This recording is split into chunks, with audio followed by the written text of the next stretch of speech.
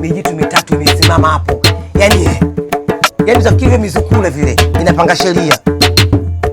Yaani hawa sio bure. Hawa huko kwao kuna joto yaelekea linawafukuta ndani kwa ndani. Na litawafukuta sana mpaka watoe moto. Yaani jamani, akia Mungu, hawa sio bure. Hawa mnajua wana vita wenyewe kwa wenyewe hao. Sasa tunashukuru hiyo vita. Yesu tukiona vita ndo tunafurahi. Hapo tunachukua pointi zetu 3 hapo. Tunamaliza. Yaani ubiti Msumi apaye aruke akitua naye.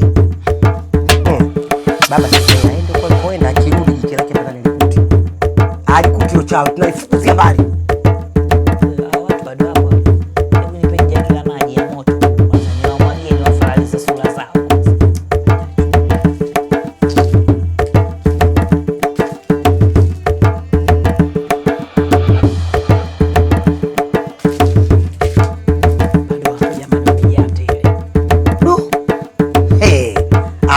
Kitakuwa kizito hiki. Au mgonjwa ukafa. Jamani, inawezekana amekwala. Nyumba nzito imegangwa hii jamani sasa hivi.